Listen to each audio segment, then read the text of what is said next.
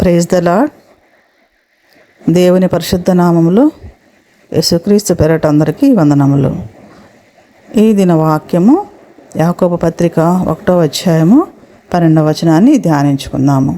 శోధన సహించువాడు ధన్యుడు, అతడు శోధనకు నిలిచిన వాడై ప్రభువు తన్ను ప్రేమించు వారికి వాగ్దానం చేసిన జీవ కిరీటము పొందును. దేవుడి వాక్యాన్ని దీవించిన కాక ప్రార్థన చేసుకుందాం. ప్రేమమయుడా, కృపామయుడా, మా స్థుతుల కారణభూతుడైన గొప్ప దేవ, మీ బంగారు పాదములకు వెళ్ళలేని స్తోత్రాలు వందనాలు. ఈ చదువున్న వాక్యం తండ్రి నాయన, అదుకు ప్రభా ప్రతి ఒక్కరి హృదయాల్లో నింపబట్టుకు మీ కృపతోడకం సహాయం చేయండి. మాతో మాట్లాడమని ప్రభా వేడుకుంటూ యేసు ప్రభు నాన్న వేడుకొని ప్రార్థన చేస్తున్నాం తండ్రి, ఆమేన్.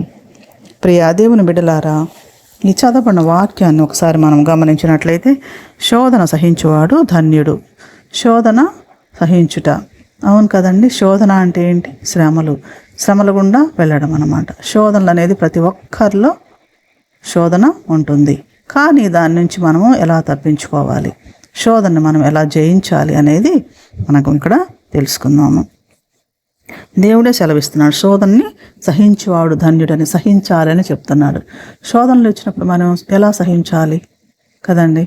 శోధన అంటే ఏంటి? ఇది ఒక పరీక్షా కాలం అన్నమాట. దేవుని బిడ్డలుగా ఉన్నప్పుడు శోధనలు అనేకం మనకి వస్తుంటాయి.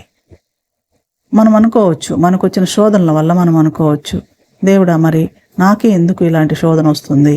నేను ఈ సన్నిధికి వస్తున్నాను కదా, నేను ప్రార్థన చేస్తున్నాను కదా, నేను వాక్యం చదువుతున్నాను కదా, నేను దశంభాగం ఇస్తున్నాను కదా, ఇవన్నీ మనము అనుకోవచ్చు. కానీ దేవుడు ఏం చెప్తున్నాడు?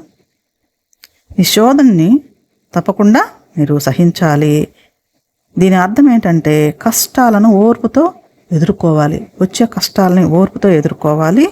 అప్పుడు దేవుడు మనకి బహుమానంగా జీవ కిరీటాన్ని ఇస్తానంటున్నాడు కదండి. అవును కదా, దేవుడు కూడా శ్రమల గుండా వెళ్ళాడు కదా.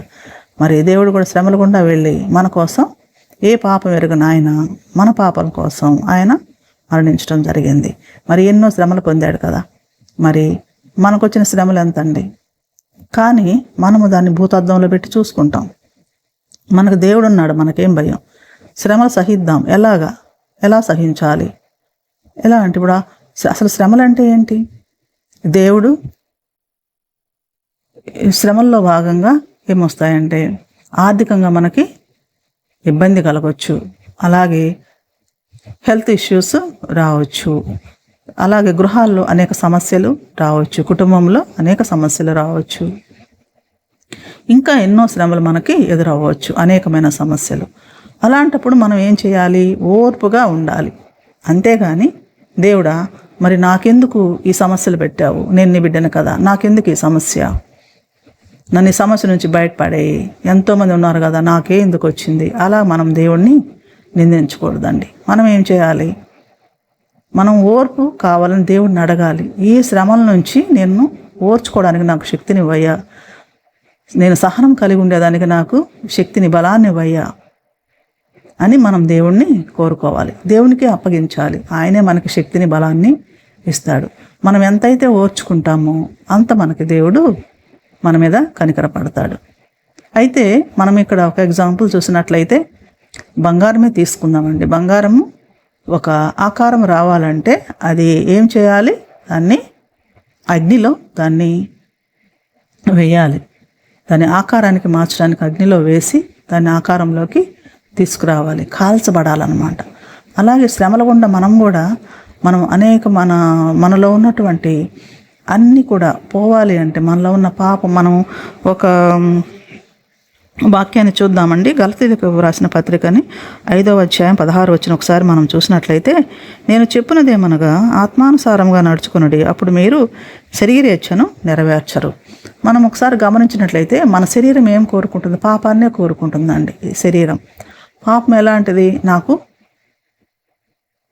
డబ్బు కావాలి, లేకపోతే నాకు పదవి కావాలి, నాకు బంగారం కావాలి అని ఇవన్నీ కోరుకునేది ఎవరు? శరీరం. మన శరీరము అన్నీ కోరుకుంటుంది. కానీ ఎప్పుడైతే మనం ఓర్చుకొని దేవునిలో ఉంటామో, ఓర్పు కలిగి ఉంటామో, ఈ శరీరేచ్ఛలు ఏమి కూడా అక్కడ పనిచేయవన్నమాట.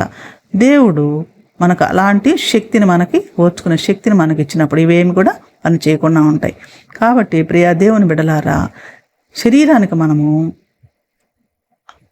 ఇవ్వకుండా, శరీరాన్ని ప్రోత్సహించకుండా మనం ఏం చేయాలి? ఆత్మీయంగా బలపడాలి. శరీరాన్ని బలపరచడం కాదు, ఆత్మని బలపరిచినట్లయితే, దేవుని ఎదుట మన ఆత్మను కుమ్మరించినట్లయితే దేవుడు మనకున్న స్థితి కంటే కూడా మంచి స్థితిని ఇవ్వగల దేవుడు అనమాట. కాబట్టి ప్రియ దేవుని బిడ్డలారా, ఓర్పు అంటే ఎలా ఆలస్యం అవుతుంది, దేవుడు ఇవ్వట్లేదు, మన కష్టాలు పెరిగిపోతున్నాయి, దేవుడు ఇవ్వట్లేదు, ఏంటి దేవుడు నా పరిస్థితి ఇలా ఉంటే నన్ను పట్టించుకోవట్లేదు, నన్ను చూడట్లేదు అని మనం అనుకోవచ్చు. కానీ దేవుని ఉద్దేశం ఏంటి? మనం ఎంతవరకు ఓర్చుకుంటామని. ఆలస్యమయ్యే కొద్దీ మనలో కోపం పెరిగిపోతూ ఉంటుంది, అసహనం పెరిగిపోతూ ఉంటుంది, ప్రతికూలంగా స్పందిస్తూ ఉంటాము. అంటే సాతానుకి మనం ఛాన్స్ ఇస్తున్నాం అన్నమాట.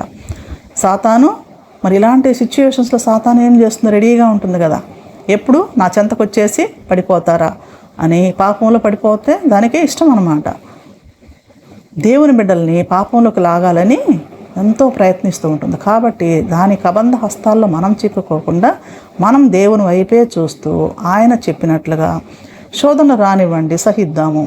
సహించినప్పుడు మనకి మేలే జరుగుతుంది, కానీ కీడేం చేయరండి. దేవుడు ఎప్పుడు కూడా మనకి తన బిడ్డల్ని వదిలేసేవాడు కాదు, సాతానికి అప్పగించేవాడు కాదు. కాబట్టి మనం ఏం చేయాలంటే దేవునిలోనే ఉంటూ ఆయనకే అప్పగిస్తూ సహిస్తూ ఉన్నట్లయితే దేవుడు మన ఎడల ఏం చేస్తాడు?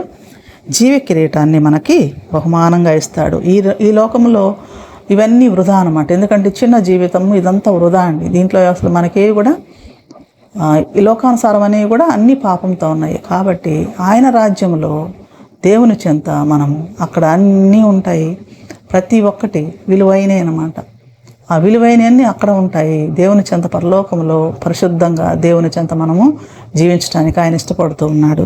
కాబట్టి ప్రియ దేవుని బిడ్డలారా, మరి శ్రమలు సహించడానికి మనము సంసిద్ధంగా ఉండాలని, దేవుని చెంతకి మనము శ్రమలు సహిస్తేనే దేవుని దగ్గరికి వెళ్ళగలమనేది మనము తెలుసుకోవాలని దేవుడు వాక్యం ద్వారా సెలవిస్తూ ఉన్నాడండి.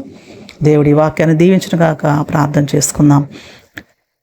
ప్రేమామయుడ, కృపామయుడ, మా స్తుతుల కారణభూతుడైన గొప్ప దేవ, మీ బంగారు పాదములకు వెళ్ళలేని స్తోత్రాలు వందనాలయ్యా. ప్రభా, ఈ చదవబడిన వాక్యాన్ని బట్టి వేడుకుంటున్నాం నాయన. ప్రతి ఒక్కరి హృదయాల్లో తండ్రి నాయన పరిశుద్ధంగా తండ్రి నాయన ప్రతి ఒక్కరు తీసుకున్నటకు, ఆయన ఆచరించటకు తండ్రి ఎవరికి ఏది అవసరమో అది అనుగ్రహించమని మీ కృపతోడుగా సహాయం చేసి నడిపించమని వేడుకుంటూ యేసు ప్రభు నాన్న వేడుకొని ప్రార్థన చేస్తున్నాం తండ్రి. ఆమేన్.